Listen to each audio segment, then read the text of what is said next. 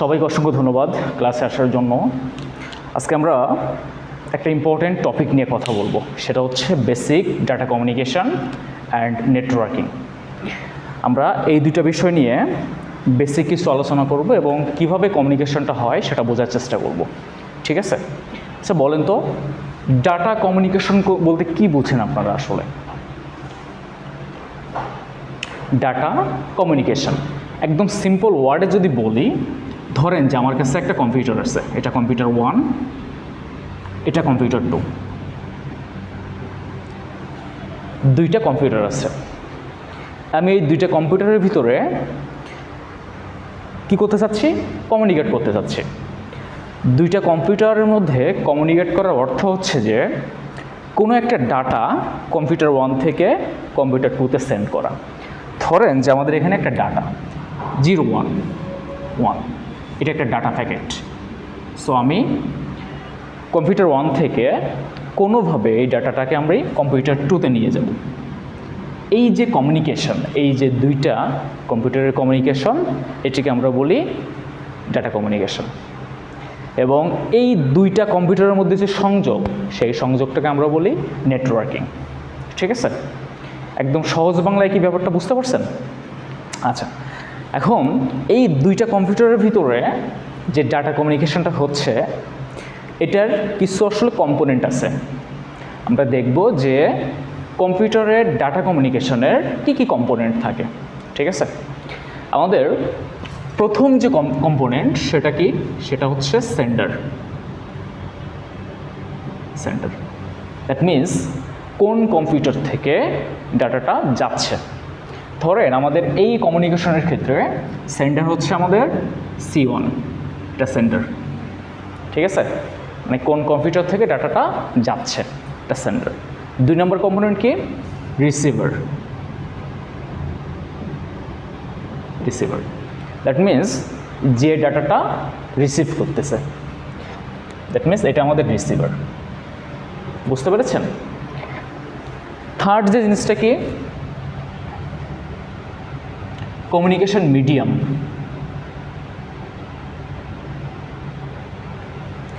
এই জিনিসটা কি আসলে? এই জিনিসটা হচ্ছে যে এই দুইটা কম্পিউটার কোনো না কোনো ওয়েতে একটার সাথে আরেকটা কানেক্ট হবে। এই যে কোনো না কোনো ওয়ে, কোনো না কোনো মাধ্যম, এই মাধ্যমটাকে আমরা বলি কমিউনিকেশন মিডিয়াম। দ্যাট মিনস আমাদের থার্ড উপাদান মিডিয়াম। ফোর্থ উপাদানটা কি? মেসেজ।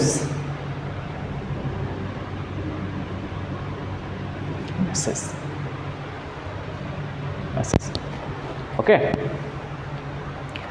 দ্যাট মিনস আমি কোন মেসেজটা পাঠাতে চাচ্ছি, কোন ডাটা আমি পাঠাতে যাচ্ছি, সেটাকে মেসেজ বলা হয়। ঠিক আছে? এবং লাস্ট যে পয়েন্টটা সেটা হচ্ছে প্রোটোকল। প্রোটোকল মানে হচ্ছে যে কোন নিয়ম নীতি মেনে, কোন রুলস মেনে ডাটাটা কম্পিউটার 1 থেকে কম্পিউটার 2-তে যাবে।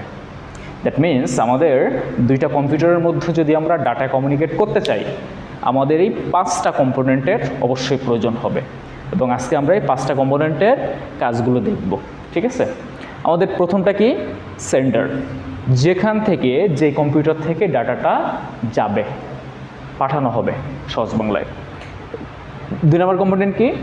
রিসিভার, আমাদের ডাটাটা যে কম্পিউটার রিসিভ করবে বা যে আদার্স আপনার আছে সেটা রিসিভ করবে। 3 নম্বরটা কি? মিডিয়াম, কোনো একটা মাধ্যমে তো আমার ডাটাটা যাবে, রাইট? আমি কোনো না কোনো মাধ্যমে কম্পিউটার 1 এবং 2-কে কানেক্ট করব। সেটা হতে পারে কি? ওয়্যার দিয়ে কানেক্ট করতে পারি, আমি এটা ওয়্যারলেস কানেক্ট করতে পারি, রাইট? আমরা যে কোনোভাবে কানেক্ট করতে পারি। এই কানেক্ট করার যে মাধ্যম, আমরা সেটাকে মিডিয়াম বলি। 4 নম্বরটা কি? মেসেজ, আমি কোন সিগন্যাল, কোন ডাটা, কোন ফাইল পাঠাতে যাচ্ছি সেটা। ঠিক আছে? 5 নম্বরটা হলো যে আমি তো চাইলে ইচ্ছা মতো ডাটা পাঠাতে পারি না, আমাকে একটা রুলস ফলো করতে হবে, সেই রুলসগুলোকে আমরা প্রোটোকল বলি। বুঝতে পেরেছেন? 5টা কম্পোনেন্ট নিয়ে কারো কোনো প্রশ্ন আছে? ঠিক আছে, আমরা একটু সামনের দিকে আগাই তাহলে। আচ্ছা, দেখেন আমরা এই যে বললাম আমাদের ডাটা বা মেসেজ, আমরা এটাকে বিভিন্নভাবে প্রকাশ করতে পারি। আমরা টেক্সট পাঠাতে পারি, যেমন আমরা হোয়াটসঅ্যাপে মেসেজ পাঠাই, টেক্সট পাঠাতে পারি, আমরা বিভিন্ন নাম্বার পাঠাতে পারি, রাইট? ইমেজ পাঠাতে পারি, অডিও ভিডিও আমরা যে কোনো কিছু পাঠাতে পারি। আমরা এটাকে ফাইল আকারে পাঠাতে পারি, ফাইল, রাইট? সো এই সবগুলোই মূলত বিভিন্ন ডাটা, এবং সেটা 4 নাম্বার কম্পোনেন্ট মেসেজের মধ্যে আসলে আমাদের সীমাবদ্ধ। ঠিক আছে, এটা কি বুঝতে পারছেন? আচ্ছা, এরপরে দেখেন আরেকটা ইম্পর্টেন্ট জিনিস, সেটা হচ্ছে যে ধরেন যে আমাদের এই দুইটাই কম্পিউটার, এই দুইটা কম্পিউটার, এটা সেন্ডার অথবা রিসিভার। দেখেন এখানে তো এমন হতে পারে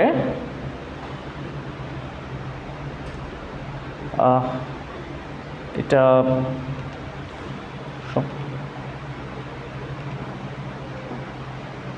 দেখেন আমাদের ধরেন যে কম্পিউটার 1, কম্পিউটার 2, আমাদের এই ডাটা সেন্ড এবং হচ্ছে আপনার রিসিভের যে ব্যাপারটা, এটা সাধারণত কয়ভাবে হয়? এটা সাধারণত 3 ভাবে হতে পারে। ধরেন প্রথম ক্ষেত্রে আমাদের কম্পিউটার 1 শুধুমাত্র ডাটা কম্পিউটার 2কে পাঠাতে পারে, এটা একটা কেস হতে পারে, রাইট? মিনস এই কেসকে আমরা বলি সিমপ্লেক্স। সিমপ্লেক্স, সিমপ্লেক্স মানে কি? One way communication. That means একটা ডিভাইস থেকে শুধুমাত্র ডাটা আরেকটা ডিভাইসে যাবে, that's call simplex. Got it? And আমরা যদি উদাহরণের মাধ্যমে দেখি তাহলে সিমপ্লেক্সের উদাহরণ কী হতে পারে বলেন তো? Television, TV, radio, right? আমরা টিভি দিয়ে শুধুমাত্র দেখতে পারি, আমরা এদিক থেকে কোনো সিগন্যাল পাঠাতে পারি না। দ্যাট মিন্স এটা একটা সিমপ্লেক্স। একই কথা আগে আমরা যখন রেডিও শুনতাম, এখন আমরা এফএম রেডিও শুনি, রাইট? এফএম রেডিওতে আমরা শুধু শুনতে পারি, আমরা কি কিছু বলতে পারি? বলতে পারি না। দ্যাট মিন্স এটা একটা সিমপ্লেক্স। দ্যাট মিন্স আপনি যদি এটাকে হচ্ছে রেডিও স্টেশন বলেন, আর এটাকে যদি আপনার ফোন বলেন অথবা রেডিও বলেন, আপনি রেডিও স্টেশন থেকে আপনার ফোনে শুধুমাত্র এফএম রেডিও শুনতে পারেন, আপনি ফোন থেকে কোনো সিগন্যাল স্টেশনে পাঠাতে পারেন না সরাসরি। ঠিক আছে, এই ব্যাপারটাকে বুঝতে পারছেন? দ্যাট মিন্স সিমপ্লেক্স মানে হচ্ছে যে একদিকে, ওয়ান ওয়ে কমিউনিকেশন। বুঝতে পেরেছেন? আচ্ছা, ধরেন যে এমন একটা কেস হলো যে কেসে আমার কম্পিউটার 1 থেকে কম্পিউটার 2তে ডাটা যাচ্ছে। ধরেন যে আমি একটা টাইম ফ্রেম বেঁধে দিই 1 সেকেন্ড, মানে প্রথম সেকেন্ডে কম্পিউটার 1 থেকে কম্পিউটার 2তে ডাটা, মানে একটা ডাটা পাঠানো হয়েছে। সেকেন্ডে কম্পিউটার 2 থেকে কম্পিউটার 1 একটা ডাটা পাঠানো হয়েছে। আমাদের এই ধরনের একটা কেস কিন্তু হতে পারে, রাইট? তার মানে আমি একটা পাঠাবো, সেখান থেকে আমারটা রিসিভ করার পরে আরেকটা সিগন্যাল আমাকে পাঠাবে, একটা ডাটা আমাকে পাঠাবে। এই যে ব্যাপারটা, এই ব্যাপারটাকে বলে হাফ ডুপ্লেক্স। হাফ ডুপ্লেক্স,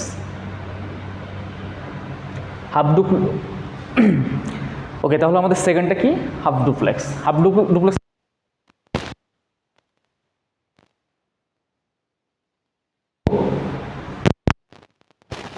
না, একটা গিভেন টাইমে দুইটা কমিউনিকেশন ঘটে না। হয় কেউ ডাটাটা পাঠাবে, একজন রিসিভ করবে, অথবা সে পাঠাবে, কম্পিউটার 1 রিসিভ করবে। ঠিক আছে? দ্যাট মিন্স অ্যাট এ টাইমে আমরা টু ওয়ে কমিউনিকেশন করতে পারি না, কিন্তু এটা আসলে টু ওয়ে কমিউনিকেশন। যেহেতু এখানে একটা কমপ্লেক্সিটি আছে, দ্যাটস ওয়াই এটাকে আমরা হাফ ডুপ্লেক্স বলতে পারি। ঠিক আছে, তাহলে দেখেন তো এই হাফ ডুপ্লেক্সের উদাহরণ যদি দিতে চাই কী হবে বলুন তো? ওয়াকি টকি চেনেন না আপনারা? ওয়াকি টকি হতে পারে হাফ ডুপ্লেক্স। ওয়াকি টকিতে কী হয় যে কথা আমরা বলি, অপর প্রান্তে শুনে, শোনা শেষ হলে অপর প্রান্তে বলে আমরা শুনি, রাইট? এটা ওয়াকি টকি হতে পারে। আচ্ছা, 3 নাম্বারটা কী হতে পারে বলুন তো? Full duplex.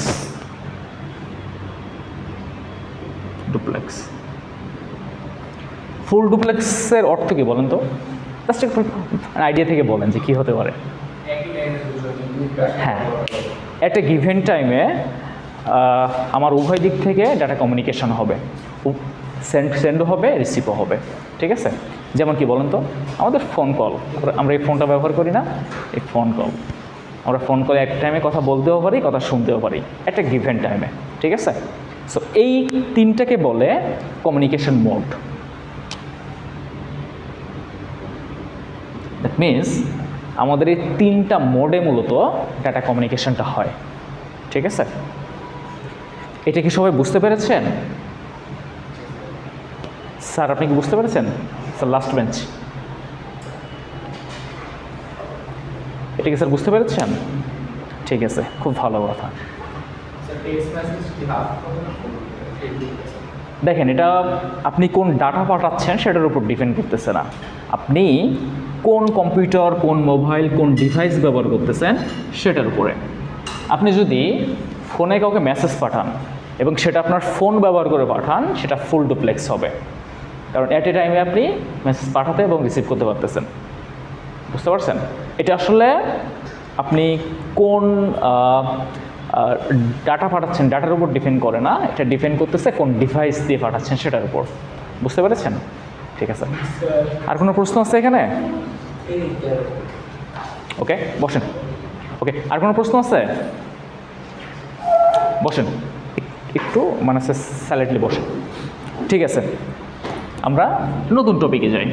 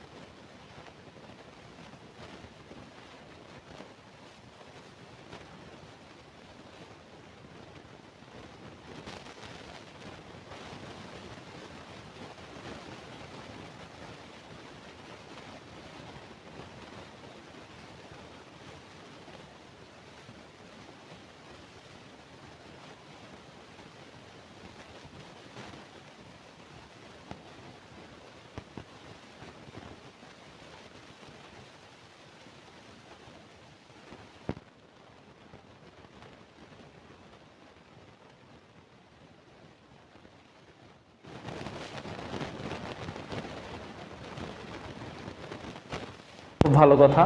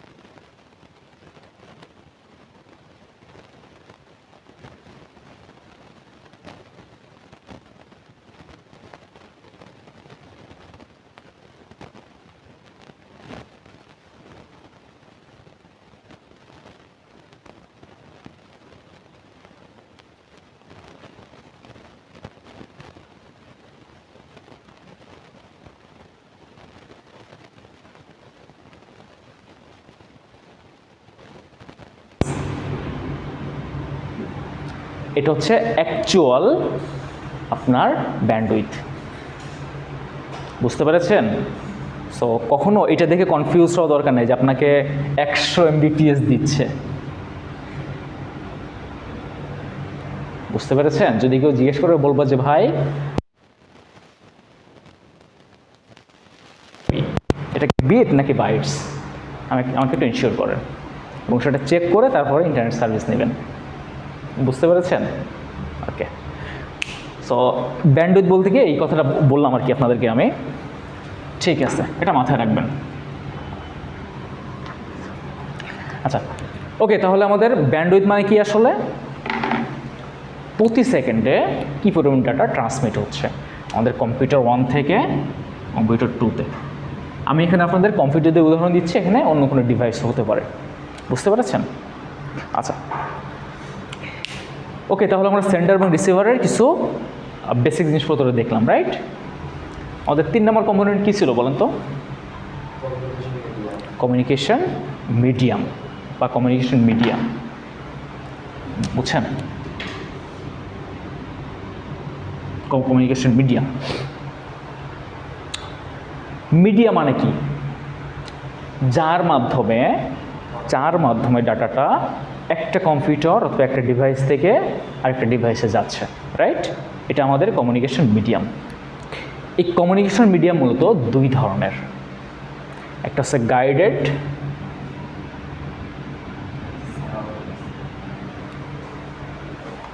এটা সম্ভবত কেউ ফোন কানেক্ট করার ট্রাই করতেছে, আই থিঙ্ক।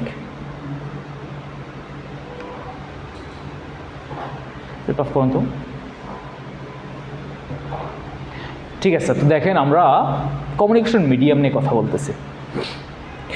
আমাদের এই কমিউনিকেশন মিডিয়াম মূলত 2 ধরনের, একটা হচ্ছে গাইডেড, একটা হচ্ছে আনগাইডেড।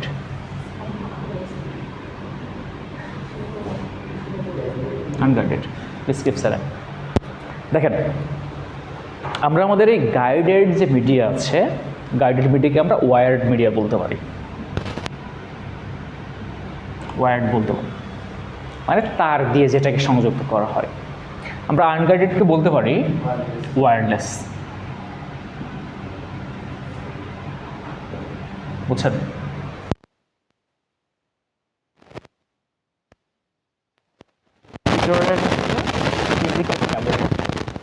বুঝছেন? ফিজিক্যাল কেবল দিয়ে আমরা কানেক্ট করি, ওয়্যারলেসে তো আমরা কেবল ছাড়াই কানেক্ট করি। ওয়্যার্ড গাইডেড মিডিয়া মূলত 3 ধরনের হয়। আমাদের বর্তমানে সাধারণত 3 ধরনের।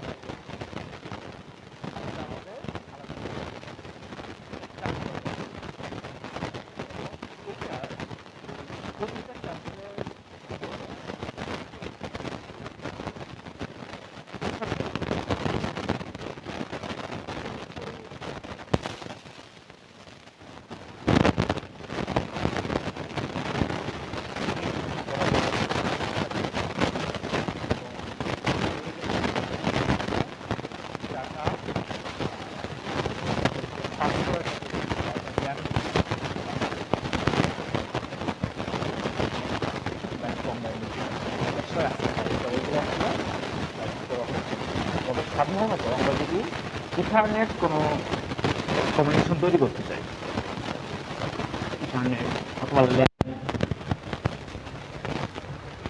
বুঝছেন, ইথারনেট অথবা ল্যান তৈরি করতে চাই, সেক্ষেত্রে এখন এই কেবলগুলো কিছু কিছু ব্যবহার আছে। বুঝতে পেরেছেন? এই পর্যন্ত কারো কোনো প্রশ্ন আছে? আচ্ছা, এরপরে দেখেন তো। আচ্ছা, আগে আপনারা একটু ছবিটা দেখেন, কিন্তু ছবিটা পুরোটা দেখা যাচ্ছে না আসলে। Coaxial cable. আচ্ছা, এটা তো ছোটো করার ওয়ে নেই, রাইট? আচ্ছা, ছোটো করার ওয়ে নেই। একটু আসলে মানে এখান থেকে ছবিটা দেখার ট্রাই করেন। মানে এখানে অর্ধেক দেখেন, পরবর্তী আর অর্ধেক দেখবেন, ঠিক আছে? দেখেন, এখানে আসলে একটা ছবি দিয়ে দিছি আমি। আচ্ছা, আমি একটু আঁকি, তাহলে আপনাদের জন্য বুঝতে সুবিধা হবে আসলে। একটু আঁকি, দেখেন, এটা একটা কেবল। কেবলের এদিকে কিছু কপারের ইনসুলেটর আছে, কপার দেওয়া আছে, এবং ভিতরে একটা প্লাস্টিক এবং তার ভিতরে একটা কোর দেওয়া আছে, এরকম।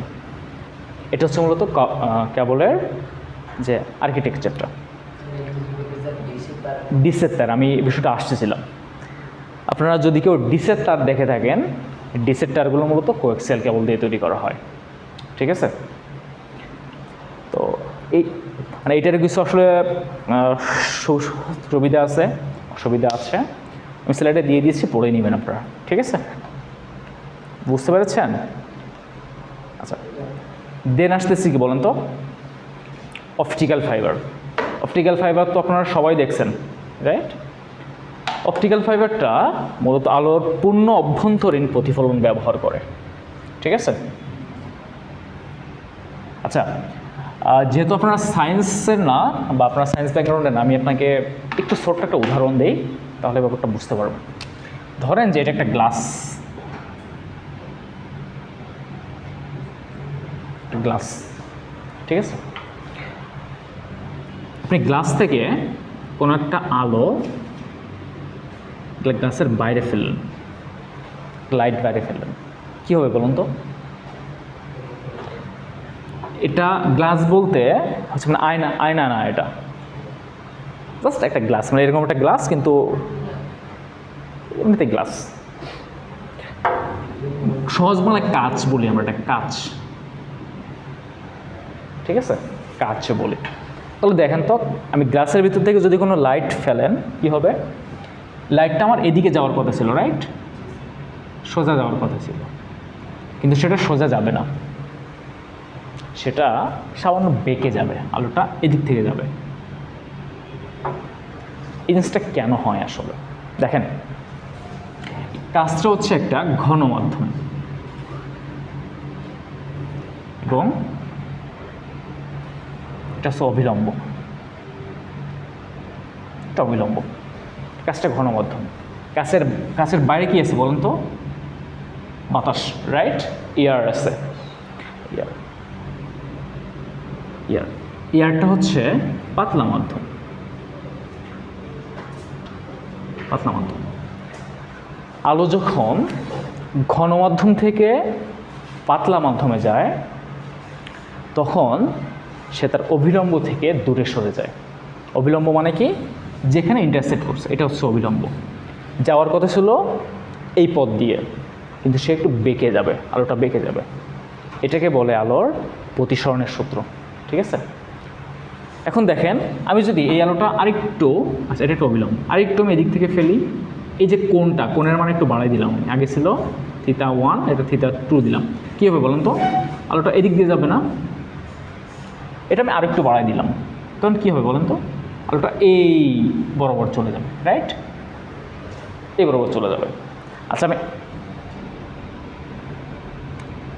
আচ্ছা, এই যে দেখেন, এই যে কোণের জন্য θ3, এই কোণের জন্য আলোটা আমার এই যে তল বরাবর ঘেঁষে গেছে, রাইট? এই যে কোণটা Q3, এই Q3কে বলে সংকট কোণ বা ক্রিটিক্যাল অ্যাঙ্গেল, ক্রিটিক্যাল অ্যাঙ্গেল। এখন কি হবে বলেন তো? আমি যদি আলোটাকে আরেকটু এই কোণের মানটা আরেকটু বড় করি, আলোটা এদিক দিয়ে চলে আসবে না, রাইট? এই প্রিন্সিপালটা মূলত ব্যবহার করা হয় অপটিক্যাল ফাইবারে। অপটিক্যাল ফাইবারে কি হয়, ধরেন যে আমাদের এটা একটা অপটিক্যাল ফাইবার, এদিকে গ্লাস, এদিকে গ্লাস, এই দুই পাশে গ্লাস, এখানে প্রলেপ দেওয়া। অপটিক্যাল ফাইবারে এই পাশ দিয়ে আলো দেওয়া হয় এবং আলোটা এইভাবে ঘুরে বারবার পূর্ণ অভ্যন্তরীণ প্রতিফলনের পরে আলোটা ওই পাশ দিয়ে বের হয়। বুঝতে পেরেছেন? এখানে আলোর পূর্ণ অভ্যন্তরীণ প্রতিফলনের যে সূত্রটা, যে নিয়মটা, সেটা ব্যবহার করা হয় এবং আলো অপটিক্যাল ফাইবারের এক প্রান্ত দিয়ে প্রবেশ করলে অপর প্রান্ত দিয়ে বের হয়। এটা হচ্ছে খুবই সিম্পল এক্সপ্লেনেশন। বুঝতে পারছেন? এখানে অনেক কথা আছে যেগুলো আপনাদের জন্য প্রযোজ্য না, দ্যাটস বললাম না। এটা হচ্ছে সিম্পল এক্সপ্লেনেশন। তো আলোর এই ধর্মটা ব্যবহার করার কারণে আমরা যদি আমেরিকানে আমার কোনো বন্ধু থাকে, তাকে যদি বলি যে বন্ধু কেমন আছো, 1 সেকেন্ডও লাগে না, তারও অনেক আগেই মেসেজটা তার কাছে চলে যায়, রাইট? এত দ্রুত কমিউনিকেশন কীভাবে সম্ভব হয়েছে বলেন তো? আলোর মাধ্যমে। কারণ আলোর গতি অনেক বেশি। আলো হচ্ছে এই পৃথিবীর সবচেয়ে দ্রুততম অবজেক্ট বলতে পারেন, দ্রুততম জিনিস বলতে পারেন, যেটার গতি 3 লক্ষ কিলোমিটার পার সেকেন্ড।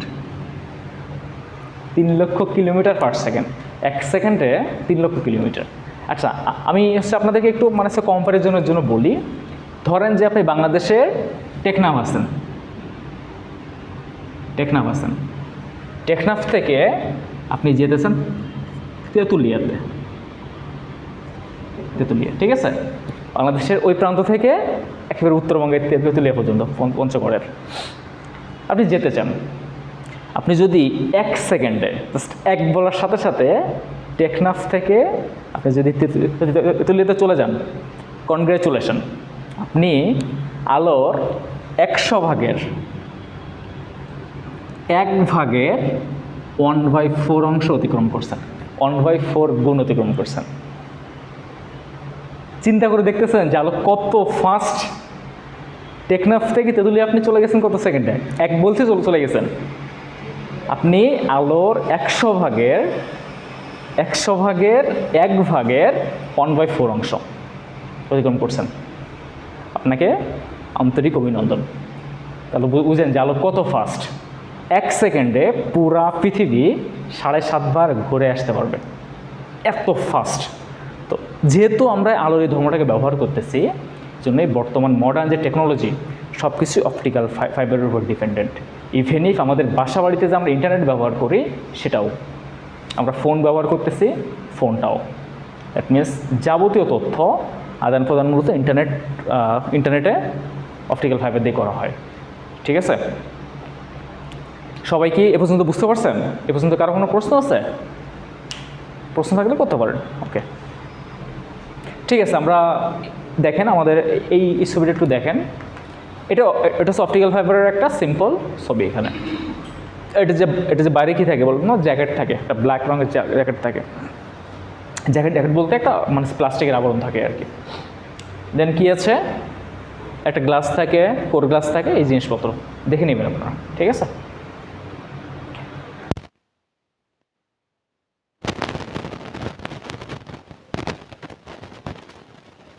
ঠিক আছে, আমরা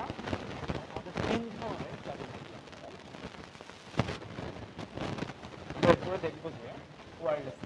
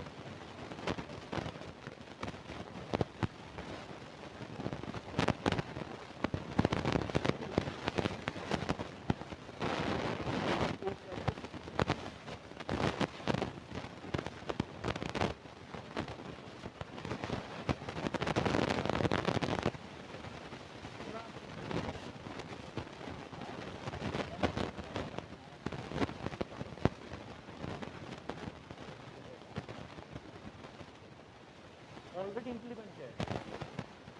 হ্যাঁ, already implemented। আপনি এখন হচ্ছে এটা ইউজ করতেছেন, আর টোটাল খরচ হবে মেবি 50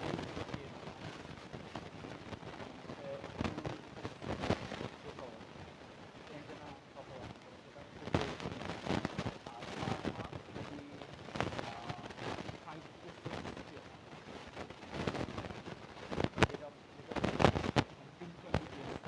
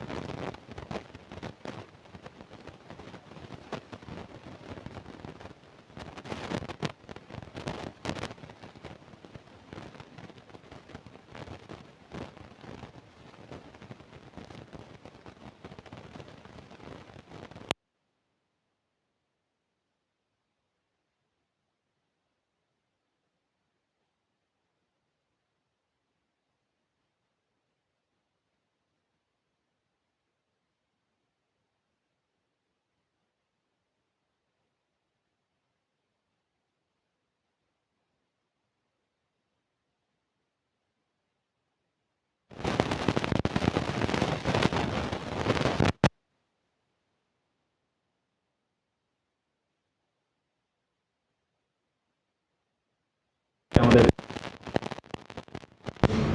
ঠিক আছে, ঠিক আছে। তো আসলে মানে যেগুলো যেহেতু এগুলো আপনারা পারেন, আমি আর ডিপলি পড়াচ্ছি না, ওগুলো বাসায় পড়ে নেবেন একটু।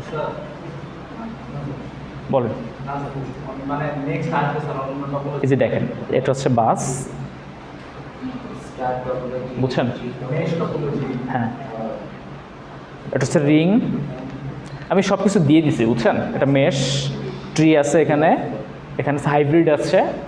আপনারা এই টপোলজিগুলো একটু পড়ে নেবেন, বুঝতে পেরেছেন? না, এটা খুব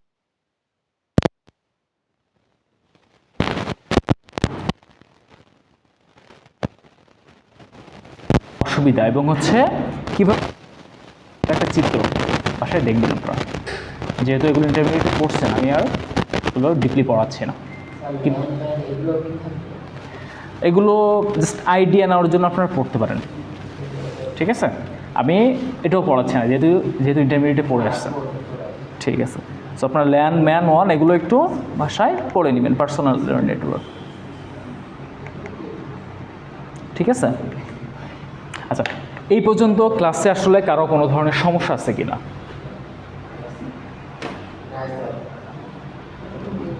স্যার, ক্লাসে এ পর্যন্ত যে আলোচনা করা হয়েছে, কারো কোনো সমস্যা আছে? খুবই সহজ জিনিস, রাইট? আচ্ছা, এটাও একটু আপনারা পড়ে নেবেন আসলে, এই যে ইন্টারনেট আর্কিটেকচার পড়ে নেবেন। আমি আপনাদেরকে আইপি অ্যাড্রেস নিয়ে একটু বেসিক আলোচনা করি, ঠিক আছে? দেন আইপি নিয়ে আলাপ করা শেষ হলে আমাদের ক্লাসটা পর্যন্তই শেষ আজকে। দেন আরও কিছু আছে যেগুলো আমরা নেক্সট ক্লাসে দেখব। আচ্ছা আচ্ছা, আইপি অ্যাড্রেস নিয়ে আসলে মানে কার কার মানে আইডিয়া আছে বলুন তো? আইপি অ্যাড্রেস কী জিনিস?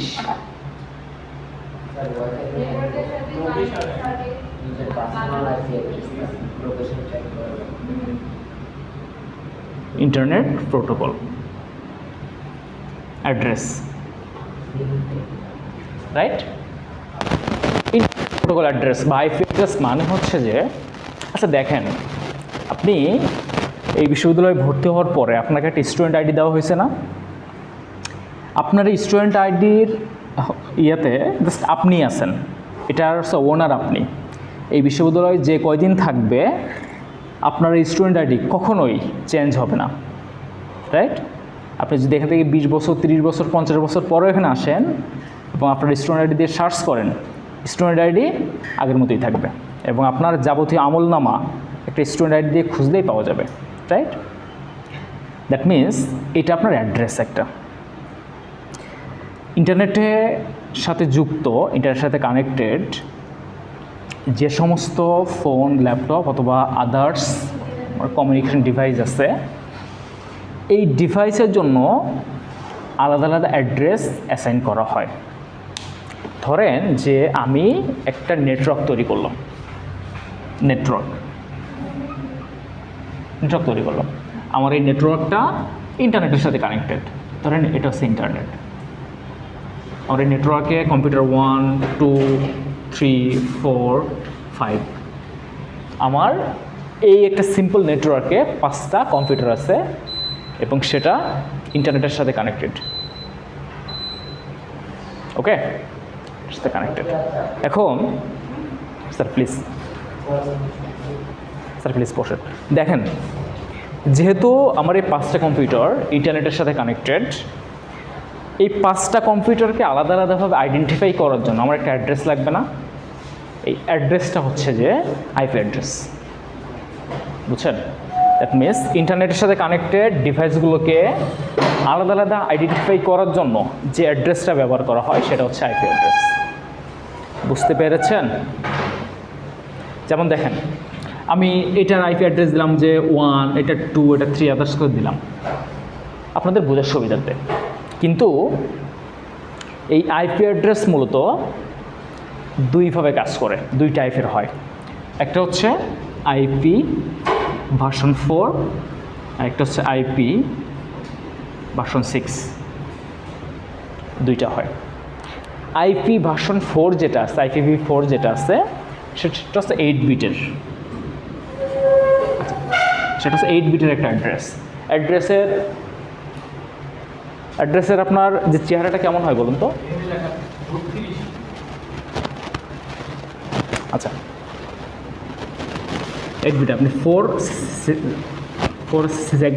সেগমেন্ট দেন, 4 সেগমেন্ট বলতেছি। দেখেন, ধরেন 192.168.1.0 আমাদের এইটা একটা আইপি অ্যাড্রেস। এই 4টা যে সেগমেন্ট আছে না, 4টা সেগমেন্টের প্রতিটা হচ্ছে 8 বিট করে। আমি এই জন্য এখানে লিখছিলাম যে 8 বিট।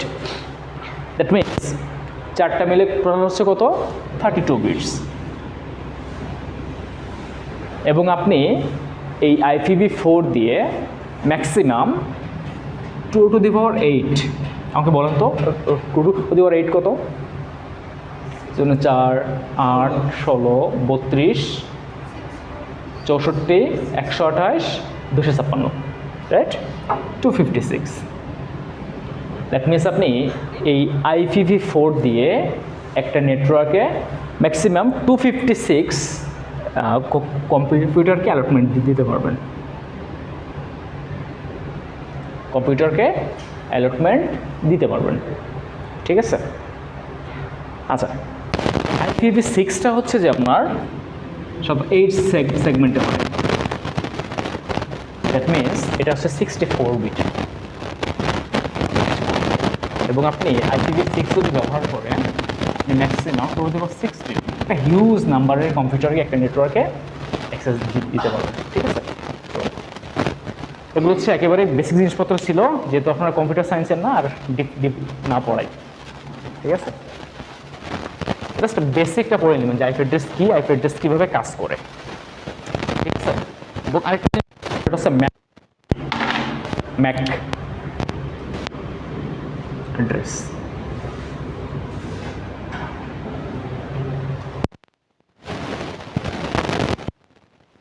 হচ্ছে, ঠিক আছে, আমি একটু করে বলে দিই আপনাদেরকে।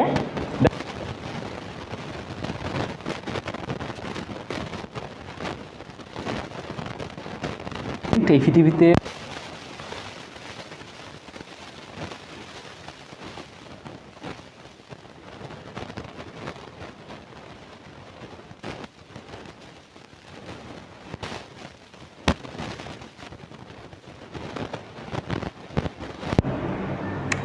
ম্যাক অ্যাড্রেসটা হচ্ছে যে একটা কম্পিউটার ডিভাইস, একটা ফোন বা আদার্স ইলেকট্রিক ডিভাইস যেগুলো ইন্টারনেটের সাথে কানেক্ট হওয়া যায়, তৈরি হওয়ার সময় তাদের একটা ইউনিক হচ্ছে আইডেন্টিফিকেশান নাম্বার দেওয়া হয়।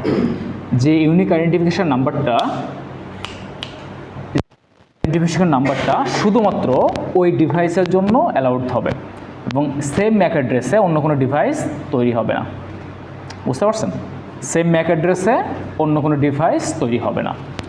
এই যে ইউনিক একটা নাম্বার, সেই ইউনিক একটা নাম্বারকে আমরা ম্যাক অ্যাড্রেস বলি। এবং ইন্টারনেটের সাথে যখন কোনো ডিভাইসের সাথে কানেক্ট হয়, আমরা একই সাথে আইপি,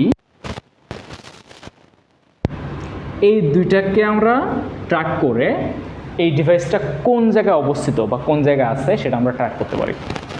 আইপি এবং ম্যাক এবং ইন্টারনেট অ্যাড্রেস লাগবে, একটা ডিভাইস ইন্টারনেটের সাথে কানেক্টেড।